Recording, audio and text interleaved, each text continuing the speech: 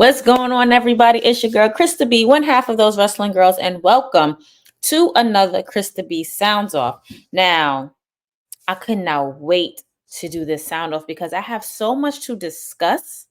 I have so many things to talk about, and depending on when this comes out, it's still kind of be evergreen in a sense, but y'all know that I have to touch on the most important thing at hand right now. We have a new Intercontinental Champion. That is Main Event Jey Uso. If y'all have not seen it, I reacted because I was like, yo, WWE, do not piss me off. Please don't piss me off because y'all literally have been playing with a few people that we want to see hold gold. Y'all been playing with the Street Profits. It's time for them to get some tag team gold back around their waist. Or if they have to do individual matches and win individual goals too, let them win that. But y'all really been playing with Main Event Jey Uso. Y'all gave him the name Main Event Jey Uso, and then every time he main evented, probably but 3 times, he lost. So it's just like, why y'all playing in our faces with Jey Uso? Like, he broke up from the bloodline. He went on another brand. Then the bloodline decimated and went wherever they at. Now we got this bootleg trio or quadruple quartet, whatever, whoever you want to call them. Who cares? And it's like, y'all was playing in our face with him. Like, we loved everything that he's doing with Rhea. We love how Rhea came out and was eating with the crowd. And although I hate that word because it just sounds so crazy. I'm from New York. If you know, you know. Yeah, like, however, we're here for it. So the fact that y'all finally, after all this time, put gold, he won singles gold, and y'all put it around his waist. And the words, he kept his promise. In his own words, he dog walked Braun Breaker. But let's relive this moment together. My live reaction to Main Event Jey Uso winning his first singles title. Oh my God! Jey Uso has won. He finally has won singles gold. He is our new Intercontinental Champion. Oh my goodness! WWE did not piss me off. Yes! Yes! Oh my God!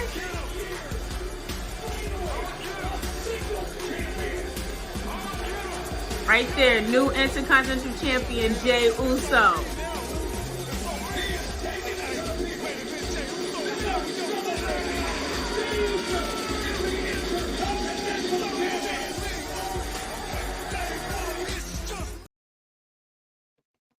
Just me, Oos. Day one-ish. It's just me, Oos. Day one-ish. Like, I apologize. I'm sorry, but not sorry about my reaction. It was like 11 o'clock at night, and I was not going to be yelling and screaming and hooping and hollering. Although I could have, because I pay rent here. However, y'all know how I felt. Y'all got my reaction on it. I am so proud. Like, I don't even understand anybody who's been a Jey Uso fan or fan of the Usos since their debut in WWE, or even them watching them in FCW. You already knew, like, both of them could stand on their own as solo competitors as well as a tag team. And the story that Jey Uso was on his own since COVID. Like, he had that I Quit match with Roman when Roman turned on him and Jimmy had to come out, and Roman almost killed Jimmy, which made Jey say I quit. And like, we've seen that Jey was ready then. But like I said, y'all kept playing in our face with him. Like, he's won a few matches, solo matches or whatever. I knew that he was going to become a solo champion more sooner than later because of his match against Jimmy at WrestleMania 40. Like, he won that match. It was amazing. Like, he speared his brother off the side of the stage. Now, if you know WWE's pay-per-views, especially WrestleMania, their stages are extravagant. So for you to spear your brother off the side of the stage like that, and come back out during the Bloodlines Rules match and still do whatever, So I knew that it was coming. Like, I definitely knew that it was coming. And watching that match yesterday, I was just like, yo, WWE, please do not piss me off, because I honestly felt like we haven't seen Jimmy in a while. I honestly felt like Jimmy was going to come and interfere and make him lose this match like he's done plenty of times before. There's been times where Jay was right there and Jimmy has cost him the match, or somebody from the bloodline has cost him the match. And although Braun Breaker held the title for 51 days, it's still a title reign. You still have it, still in the books. Now it's Jimmy time to shine. Like, he's literally let the people who come after him hold these titles. Now now it's Jay's turn to shine. I apologize. Jay has let these newbies come before him and hold the title. Now, Jay, don't piss us off. Don't piss us off. You got your title. Now go get mommy. So now at Bad Blood, we can see you coming to defend the Terror Twins, because we just know that Judgment Day is going to do something. Although Dominic will be in a Shark Tank above the ring, and Liv and Rhea are going to have their women's championship match. We just know, like, they're going to come and do something. Like, we know that the Judgment Day is going to try to get involved in the Damian Priest and Finn Balor match. So yeah, Jay, you do not need to defend your title. You can hold it. You don't need to defend it at Bad Blood. We don't want to see it. We want you to hold it for as long as you most possibly can. But what I will say to you is, don't piss me off, okay? We're rooting for you. We're all rooting for you. We're going to continue to root for you. Just don't piss us off. Please, just don't piss us off. But congratulations on your win. This is going to be the first of many. This is going to be the first of many. And I will also say, look out. Watch your back, because we do know you have a twin brother that is probably lurking. In real life, he happy for you. WWE world, watch your back. Watch your back. Now that the celebration's over with, let's get to the nitty gritty. Let's switch these gears.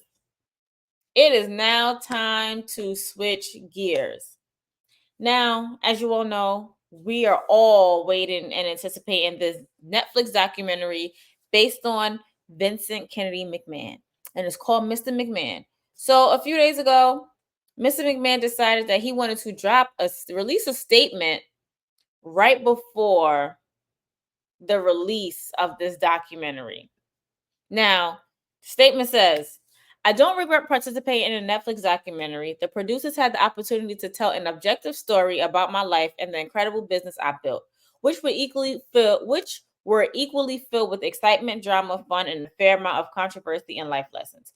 Unfortunately, based on an early partial cut I've seen, this doc falls short and takes the predictable path of conflating the Mr. McMahon character with my true self, Vince.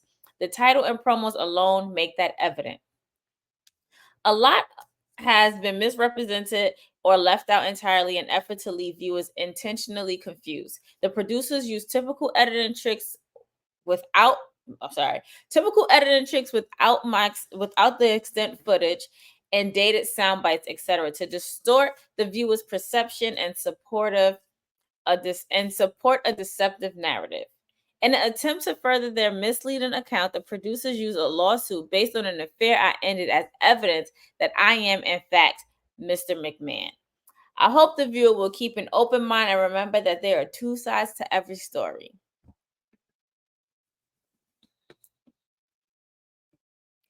Now, Vincent,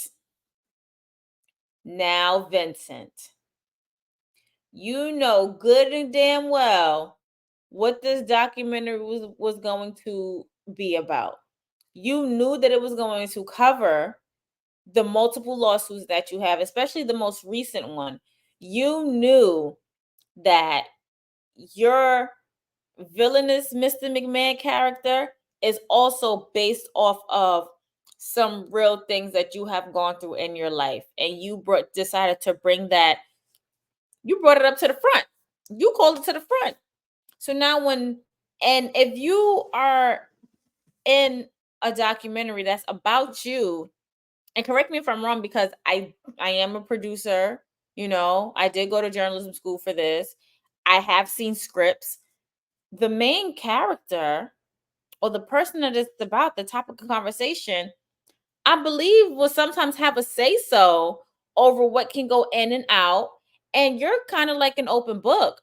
There's things about you that we as fans already know. This lawsuit, this newer lawsuit, which is completely disgusting, by the way. No person should ever have to go through anything like that ever in life. If you haven't read this lawsuit, if you want to, go ahead. I'll say stay away. However, you knew what was going to come out. Don't try to release this statement just to try to save your own ass, like trying to save your own skin. People are going to have perceptions of you regardless. We all know Mr. McMahon, the character, or Mr. McMahon, who is Vincent Kennedy McMahon, as you always shouting and screaming to the rooftops. We all know there's some things that people wouldn't agree to. Like, we all know about the whole incestuous storyline that you want to do with your own daughter, Stephanie McMahon, when she was pregnant with, I believe, her first or second child, which have been a grandchild. Like, you try to do like a I'm the father and grandfather type situation. Like, who does that? Like, nobody in their right mind thinks like that. That's not even entertaining. That is very sickening. That's sickening. The whole thing, like, what I will say to you, Mr. McMahon, is you turn something that you brought something to this business that no one has ever thought to bring before. Like, yes, we did see the sports side of wrestling, but you expanded on that. You expounded on that. You definitely brought out territories. You made the World Wrestling Federation and then, WWE what it is today. However, there's some things that us as fans, especially the ones who grew up during the golden era, the attitude era, the ruthless aggression era, like, especially at the height when social media was a thing, we know there's things that we're not going to be surprised that we saw in this documentary. So for you to sit here and release this statement is not going to phase us, or it's not going to be like, okay, let's go in there with an empathetic heart and mind because he's the victim in this too. No, you made your bed, you lie in it, baby boy. That's what you got to do, because half the things that you've done in this business, and I know this entertainment world is cutthroat. Entertainment world's cutthroat. There are things that you have to do to get ahead in life. There's things that there's some people that you do have to cut throat. There's some people that you do have to, make those hard decisions, or you got to make these hard decisions to get to the top. I understand that, but it's unfortunate that you would have to really sit here and release a statement because you're trying to save your own skin, when we kind of already know the type of person that you are. Like, yes, you could be the loving and charming father, husband, grandfather to your children, to your family. However, everybody knows that there's a side to you that just wasn't a character on TV. Like, you were the main writer creator for half of these storylines. And if you weren't, you would prove them, or you would change them, or you would think that it's funny. In the words, it was good shit. So now let us go in and watch this documentary, and we could be like, there's some things that we already knew, we're not surprised on. But then there's gonna be things like, oh snap, like, you really did that. If you don't want us to look at you any more different than what we have been looking at you, or what people have been looking at you, then you should have never signed on to have a documentary on Netflix right around the time when Netflix just acquired WWE, right around the time where they have the catalog to everything and they can just literally put it all out there without any type of censorship. You should have never did that. Then you should have just put it on A&D, like you did the first one, the 9 Lives of Vince McMahon, and you could have just left it alone, but you chose not to. So now you're gonna have to get what you give. If you're that scared, Don't go on social media. Don't read the reviews. Don't think about, like, just seclude yourself from everything because you made your bed. Now you have to lie in it. I am very excited about this documentary because not only did you bring something that is causing me to sit here and do the sound off here today, that has caused me and pushed me to create a wrestling podcast, to be in these wrestling spaces. It's going to show what I feel like we've already known deep down. Like, everybody has a kink. Everybody has a kink. I don't kink shame. You do whatever you want to do. But when you portray that kink in a funny way on TV, and people, when they go back and watch it, are just not realizing, like, hey, that's not funny. Like, that's crazy. Like, they're going to want to know what's really going on inside of your mind. I remember having a conversation with PR and I believe Brian, and I remember that I was rewatching Attitude Era, and I was like, yo, the Attitude Era really fucked us up. And yeah, I said it and it became like a motto on the shirt and stuff, but it really did. If you honestly go back to the Attitude Era, you go back and look at Val Venus, who comes out in the towel. His name is spelled like penis, like just with a V. It's not spelled like the planet. It's spelled like penis, just with a V. You have the segment with the choppy Mr. PP. You have necrophilia. You have date rape. You have hot lesbian action. Like, it literally effed us up. Like, in a good way, because as kids, we're not paying attention to what's going on. Like, we're not paying attention at all to what's going on, to how things are. Like, we just see our favorite wrestlers. We see Stone Cold Steve Austin. We see The Rock. We see Mankind. We see Undertaker. We see DX. We see the whole, like, we're not understanding Stone Cold Steve Austin, the reason why he's putting his hands on his boss, or he's giving you the finger, or everybody's either doing some type of crazy thing to you, whether you being rock bottom or you being hit in the head with a bedpan, which is hilarious, by the way. Or you having Mr. Sacco stuff down your throat, or even the bra and panty matches. Like, we at that time, we're not looking at it as salacious. We're not looking at it as wrong. We're not looking at it as something that really happens in real life that you can honestly probably go to jail for. We're looking at it as entertainment. So you did bring the entertainment side of us, but there's always some type of truth to whatever you bring in towards us as fans. And now we're gonna have to see it in real life and in color, like in living color. So you dropping that statement, it kind of, for me, it was laughable, because it's just like, what? Like, why drop it days before it's supposed to premiere on Netflix? Why drop it? Why not drop it when it was first announced?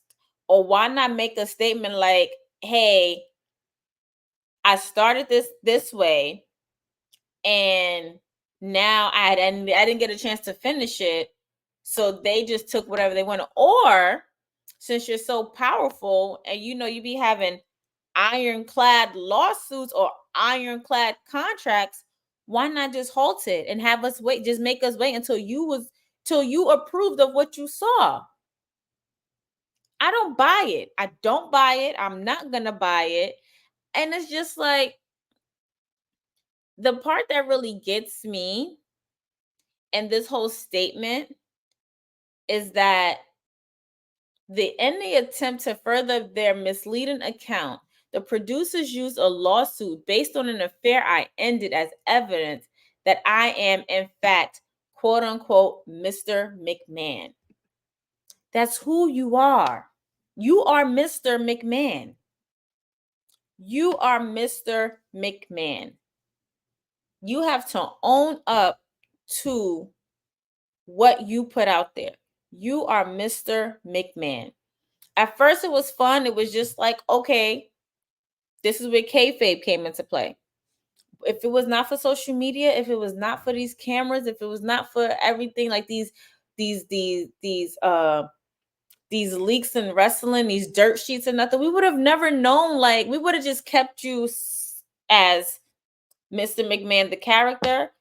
And then when we see you backstage in your suit and your headset, oh, that's Vince McMahon. He's the creator. He's the producer. He's the director. He's in a director's chair. We're leaving him alone.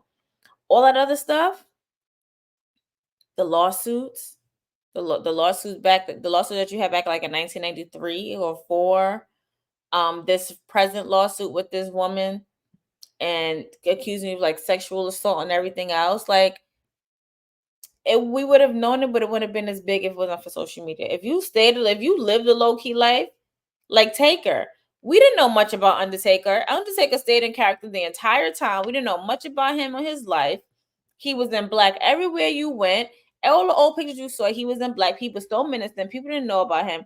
And yeah, it's a shame now, like, it took him 30 some odd years to break out of that Undertaker character so that he can just be Mark Calloway. But we still see him as Undertaker. Like, we don't really know much of his private life, and we like to keep it that way. For those who be wanting to be all in the videos, all in camera, all in the spotlight, what's done in the dark is going to come into light. And this is essentially your light. So shine bright. Shine bright like the diamond that you are, Mr. McMahon. Because we will be watching, and we will have reviews, and we will be anticipating things. Now, I don't think it's going to be as bad from things that we already know, but we're just going to have to wait and see. The Miss McMahon documentary is coming on Netflix. I don't know what time it's going to be released, but it's going to be on Netflix. And I would like to hear your honest reviews and your opinions about it. And we can definitely have a conversation about what y'all thought. I love y'all comments. Let me know what y'all thought. Let me know how y'all feel about it, what y'all expect from it. And then we can keep it moving, keep it pushing from there. And we can just get the ball rolling from there. On that note, it's your girl, Krista B, one half of those wrestling girls. And thank you for tuning in to Krista B Sounds Up. Until next time, deuces.